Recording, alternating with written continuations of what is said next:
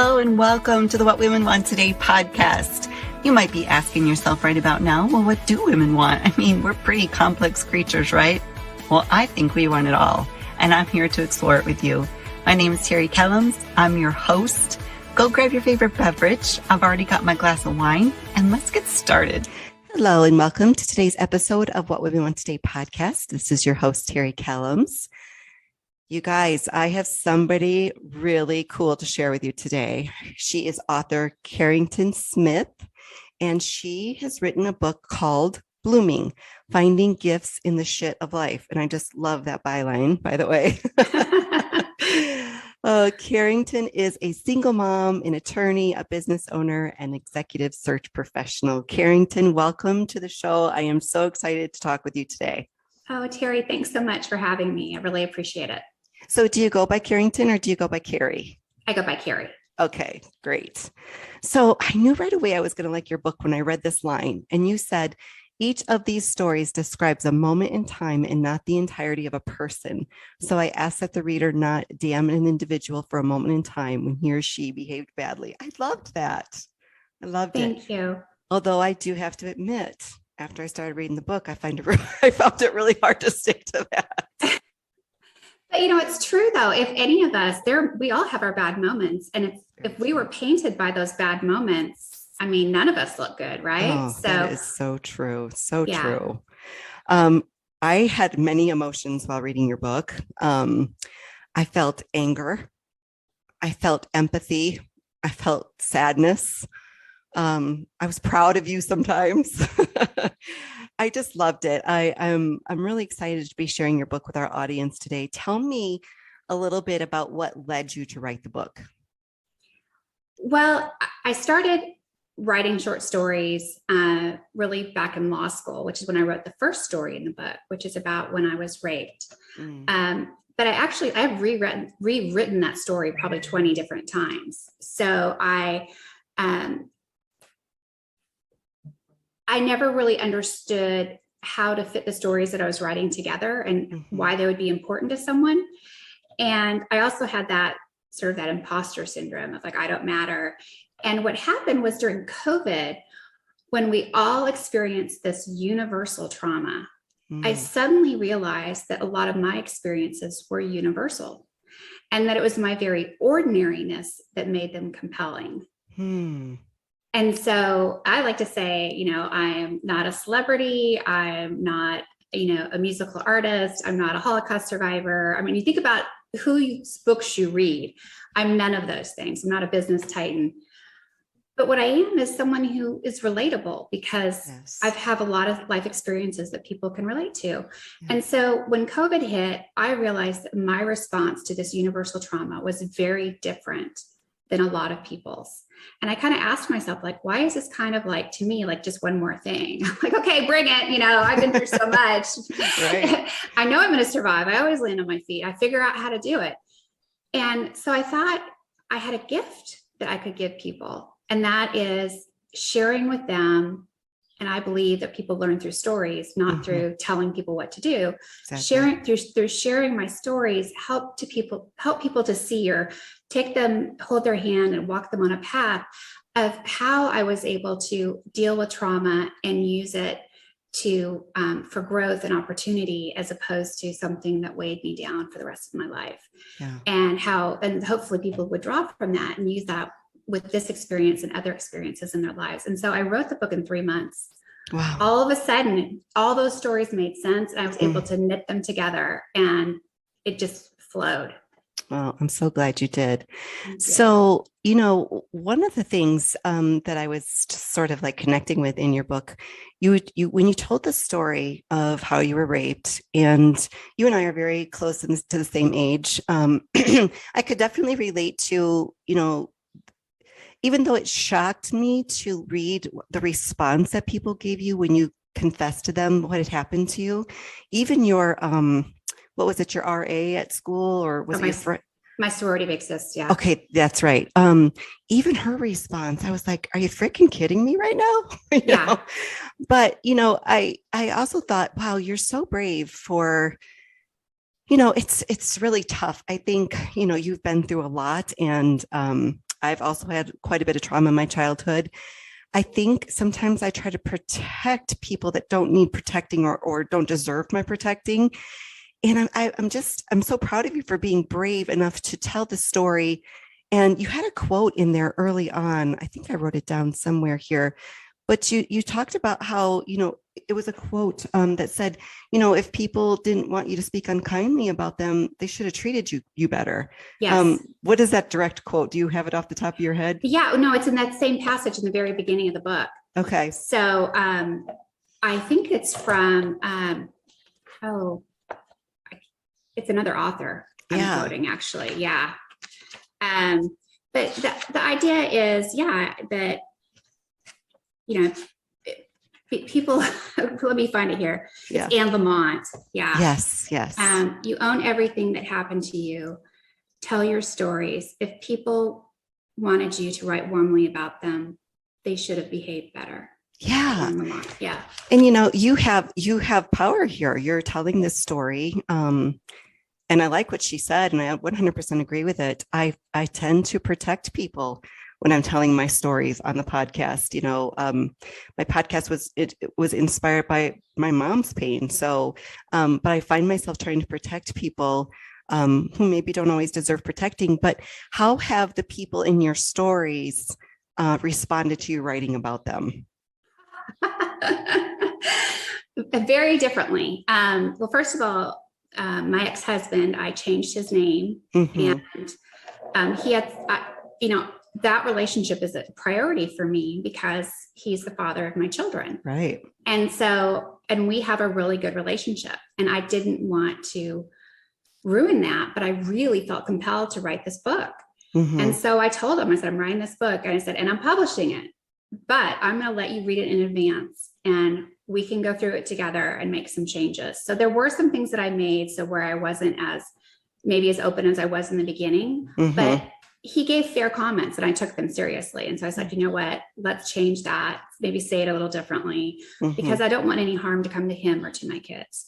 Right. Oh, I 100% agree with that. Yeah. Yeah. And then with anybody that there was anything that would have been harmful, I changed their names, because my goal in writing the book is, that's something too. The whole time I was writing this book, I had to hold on to, always checking myself. Why are you writing this? And if I ever felt any kind of like, gotcha, I'd stop myself and change the tone and rewrite it, or, because I never wanted it to be about hurting someone else. Right. To me, the whole thing goes to hell if I do that. So, but there are some people whose names I changed, who, even though I changed their names, they were so deeply offended. Yeah. And you know what? In a way, that was a gift, because there were some friendships that needed to end, that just because they'd gone on for so long, it's like, oh, we've been friends for 20 years, you just keep on. And I'd had friends for years telling me, like, why are you friends with that person? I'm like, oh, she's like a sister, And it just all came to a head, and I realized, wow, okay. So even there was a gift from that, me realizing that was just not a healthy relationship, and I should have set a firmer boundary a long time ago. Sure. But I never did anything overtly to hurt her. I never have shared who that person is. But the story itself, is, I think she's offended that her behavior was that bad, but it's the truth. I'm assuming, and you don't have to answer this, but I'm assuming it's one of the women from your book club, but you don't have to answer. Yeah. So, I could see that definitely. And I definitely understand you're wanting to protect, because there are some times when I am producing a podcast episode or writing it, even when I'm beginning to write it, that I think, there's a big part of this story that I'm leaving out that might be helpful to some woman, because I'm protecting one of my children from saying something about their father.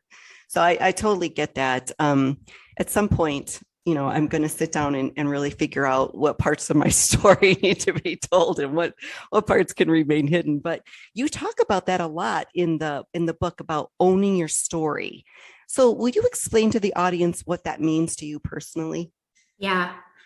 Well, I think one of the most damaging things that happens to us women in particular is that whenever we share our story is minimized. Like, for sure. I would share anything. I don't know if I was talking about my mom being sick or the rape or whatever it was. And I was, it wasn't that bad. You get that all the time. And so for me, owning my story, first of all, it really started with writing it, because for me, I learned that when I was writing, I didn't have an audience that was present and they're immediately judging or minimizing me. So I spoke my truth without judgment or minimization. And so that is me owning my story, because I didn't alter it in any way. I didn't minimize it. I didn't dumb it down or soften it. And especially in the rape chapter, I'm fairly graphic and I'm deliberate about that. I thought about, should I change this? And I was like, in the Me Too movement, the bad part of that movement is that there's so many people talking about sexual assault that it becomes, it's just another sexual assault. And I wanted people to feel my pain and walk through that experience with me, because I didn't want them to be like, I could have just said blah, blah, blah, and then I was raped, Right. And I walked through that entire experience because I wanted people to understand what that was, how it impacted me at every level. I had a hard time reading that part. My mom was sexually assaulted by my dad after their divorce, and I was in the other room, and I came running out and was a witness to that. And so reading that part, gave me a lot of feels. I probably still haven't worked through all of that myself, because my mom didn't talk about it, much like your mom's reaction when you told her, which I just found, just so hard to read. But I found that part of your book hard to read, but I'm so glad that I read it and then moved on from it. And so if there's anyone else out there listening that thinks, I don't want to read about that, I think it needed to be told exactly the way you told it. Honestly, I do. I think it set the tone for, you have been through so much. Like I said, all the emotions that I experienced reading your book. I love how you were so in touch with things, not right away, but like later on, as you really were starting to grow, you were so in touch with a lot of things. But back then, you let a lot of people kind of push you around. And I'm wondering how you escaped all that with your self-esteem intact. Well, I don't know that it really was intact. I look at, if you've read my book, which you have, I always try to find the silver lining in everything. Sure. And the silver lining from my childhood experiences, there's a number of them, but one of them is that my self-esteem is not based on how I look. It's based on intelligence, because I was told I wasn't pretty by my father. I really believed I wasn't pretty. And in order to get praise or accolades to feel good about myself, I was a straight A student. And so, that really is the core of my self-esteem and always has been. Now, being pretty was always very important to me, but it was, and it still is to this day, because of those soul wounds, but it's, not the actual core of my self-esteem. So you have so much resilience. There were so many times that you were starting to see like the light at the end of the tunnel, and then bam, something else would knock you back down. And I'm thinking, this woman, like the resilience that you have is incredible, admirable even. And just wow. The way people responded to you, your Mimi, was it your Mimi that was the mean grandma? Yes. Yeah. I just can't imagine ever treating my grandson that way. He's the light of my life. And she was a horrible woman. She's probably not alive anymore, I would assume. No, in fact, when she died, I literally said to my sister, ding dong, the Wicked Witch is dead. I imagine you did. Yeah. I imagine you did. I was so glad to read that you and your sister have become really good friends and have become each other's support system. Now, you said you forgave your mom, which, my God, had to be terribly hard. But did you forgive your dad? No, I've forgiven him. Right. So let's be clear on that. I have forgiven him. I have peace in my heart about my relationship with him, but I no longer speak to him. So I think what's important, and I think, again, this is something where I want to give people permission. I feel like society pressures us to always be, we have to have a relationship with our parents. Mm-hmm. And if you don't, there's something wrong with you. Short of your father being a murderer or a child molester, people don't let you off the hook on that. Mm-hmm. So they blame you. For me, finally come to terms with the fact that he was so toxic that I could not have a relationship with him, and setting that boundary was so hard. But it wasn't until I set that boundary that I really began to bloom and prosper. And so I realized, even there's times when I kind of think, oh, maybe I should talk to him. Like every time I interact with him, something horrible comes from it. And so I'm like, no, Carrie, be at peace. You've forgiven him. You don't have anger in your heart towards him. You're good with God on that. But that boundary is critical to my survival. Yeah. So I have to leave it in place. Yeah. Forgiving someone doesn't mean you have to stay in a relationship with them. I mean, absolutely. And I think that's what people need to understand. I absolutely agree. I love that you said, I was not a victim. I was victimized. How did you come to that realization? Well, I think because I really struggled and never wanted to be a victim or be someone who was all about victimhood and everything that was happening to me. And I think that when somebody gets, in particularly sexually assaulted, people put them in well, you're the victim. And I think people sometimes get typecast and they start kind of engaging in those behaviors.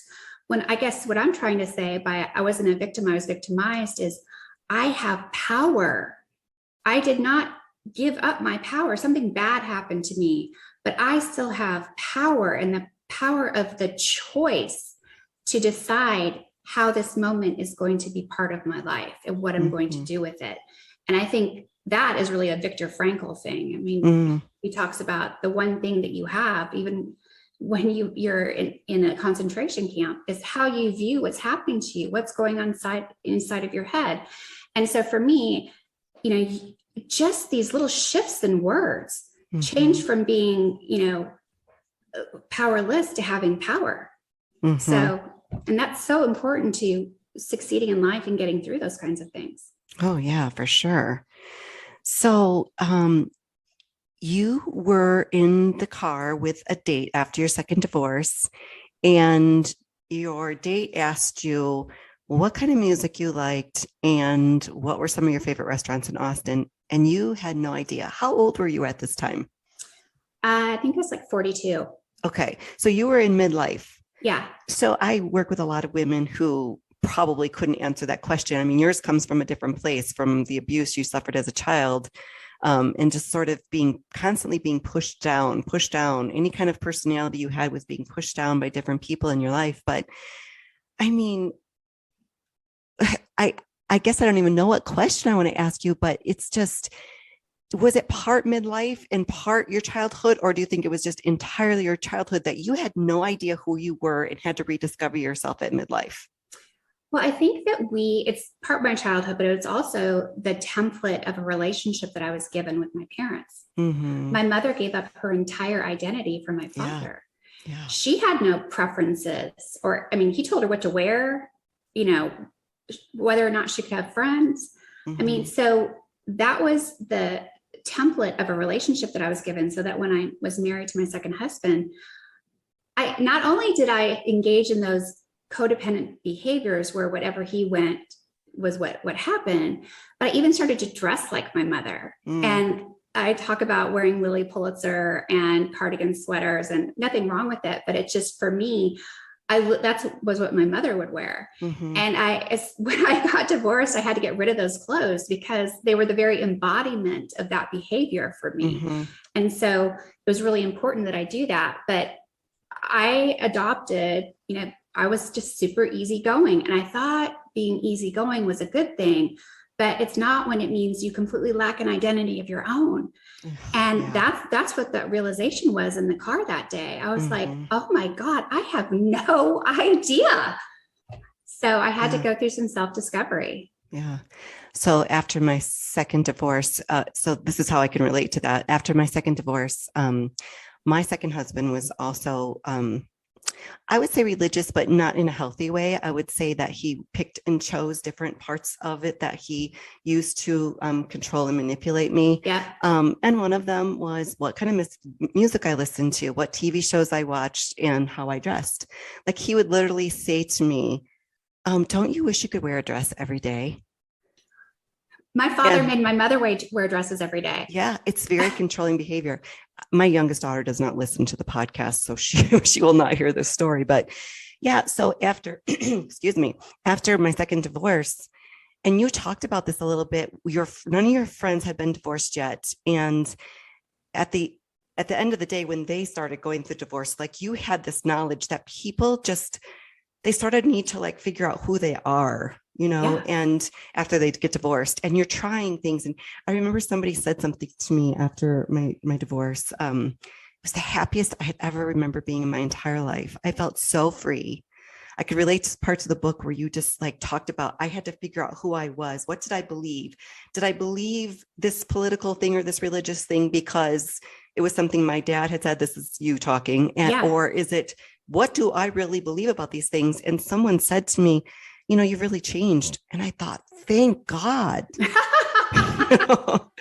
I love that. Yeah. I'm still trying to figure out and I probably was like 42-ish, somewhere around there. And I thought, thank God, because I don't think I liked that person. Yeah. She did what she had to do. And, I wasn't a bad person, but I didn't know a lot about myself, and it took a lot of years. So yeah, I could definitely relate to that part of the book. So you finally figured out some of your favorite restaurants. You've kind of figured out your own sense of style. I loved that you stood up to your friend in the boob picture. Yes. That was so ridiculous. I saw the picture in the book. You looked fabulous. Your boobs were not hanging out. My goodness, people at the beach show more than what you were showing. It was really, it was them rejecting me becoming this other person. Yeah. It was nothing to do with that, but they tried to make it about that. That's why I had to put that picture in there, because it's so ridiculous. It really is. No, that's great. What you just said, it's like they're rejecting who you're becoming, right? Yeah. Like they wanted to keep you small and in a box where they felt comfortable knowing who you were. And when you were starting to bloom, they didn't like it. So they were trying to keep you back down. It's like a repetitive theme throughout your whole life. It is. Yeah, it really is. So can you explain how you were feeling when you bought that home and held that party and you said, this is the new Carrie? So who was the new Carrie? I was independent. I had my own sense of style. I was doing it on my own. I didn't, another theme in my life was men always telling me that I would be nothing without them, that I needed them. And so here I was, I had bought this house all on my own. I had it decorated. I had it catered. I was like, I had it going on and I was succeeding. And I think that, boy, that was threatening to a lot of people. Mm-hmm. Yeah. So you have been through a lot, and I've talked about your resilience a little bit earlier. And every time you bounced back, you always came out of it with a lesson. So if you had to narrow it down to your top 3 lessons that you think you've learned through all of this, what do you think they were? Oh, good question. Or are? Yeah. Well, the first one is with adversity comes opportunity. And the second one is that mindset is everything. And I'd like to combine those two, because once I embraced the fact that with adversity comes opportunity, then every time something bad happened, I started looking for the opportunity. And so even when COVID hit, my perspective was, wow, this is one of those historic moments of a lifetime, when, like during the Great Depression, most of the Fortune 500 companies were founded. Well, this is one of those moments. and we get to experience it. Instead of this being horrible, we get to experience this moment. Yeah. And what's going to come out of it. And so then I was like, well, if we're going to go into lockdown, I suddenly have all this free time that I didn't have. I can write the book I always wanted to write. So it's because I had trained my mind at that point, after all the things that came before it, that when that horrible event, the pandemic, hit, I immediately saw the opportunity and immediately set goals related to the opportunities that were in front of me and executed on them. Mm-hmm. Instead of, there were all the stories about people with the recycling containers outside their door full of wine bottles, just kind of. Instead of doing that, I was like, wait, this is not that moment. This is the other moment. This is the let's go. Yeah. And so those are the two, I think, most important pieces of advice that I've gotten in my life that I really embrace. And I think I'm just there's so many things in the book. I cover so many topics, but maybe one of the other ones is just that happiness is a choice. I love that. Yeah. And I think that for years, I kept wondering, when is that good thing going to happen? When is Prince Charming going to show up? And when am I going to have that car? And when am I going to have that salary? And then when all that happens, then I'll be happy. Right. And what I started to learn is that when I did start achieving some of these things, like getting that car, or maybe thinking I had that guy, or whatever it was, that didn't bring me happiness. Mm-hmm. And it really came down to, I had to choose to be happy and so learning that whenever something bad is going on, I'm like, how do I find happiness in this moment? Going to a place of gratitude, giving thanks for if everything's breaking loose all around you, just even going to thank you, God, for my health. Yes. Thank you for my children. Thank you for just going to a place of gratitude. And when you feel grateful, you feel happy. For sure. So if there are three pieces you can take from the book, I think those would be the top three. There's lots of other good stuff in there too, but. Oh, for sure. It's definitely a must read. It really is. And it's, it's not my typical kind of book. I'm either doing something for personal growth, or I'm, reading fiction to escape my brain that's always full of all this stuff, And so, I am very glad I read it, and I will not shy away from these kind of books in the future now because of your book. So, so we're coming near to the end of our time together here today. I want you to share where everybody can find you, your socials, your website. Yeah. So my personal website is carrington-smith.com. And all my social stuff is at Carrington ATX, which stands for Austin, Texas. So yeah. And then you can find my book on Amazon.com, and it's also available on Audible. All right. I will put all those links in the show notes so everybody can find it easily. So I have two more questions for you. Okay. I love to ask authors, now that you've written one book, do you think you'll write another one?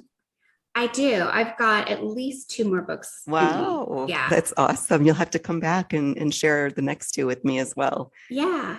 And then my last question for you today, because of the name of the podcast, What Women Want Today, what do you think women want today?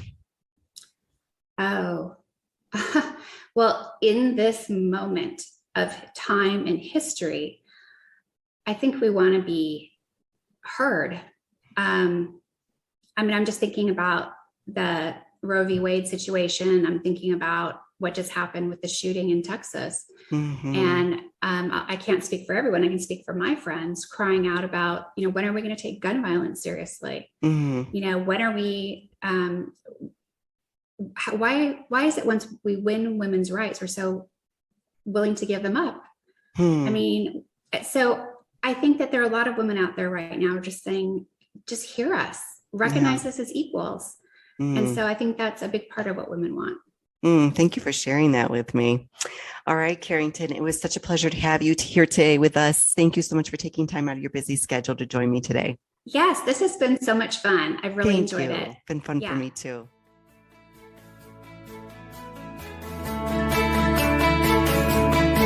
Thank you so much for joining me. I hope you enjoyed today's conversation as much as I did. If you'd like to continue the conversation, come on over and join our private Facebook group, What Women Want Today. I'd love to hang out with you some more there. Any resources mentioned in today's episode will be in the show notes.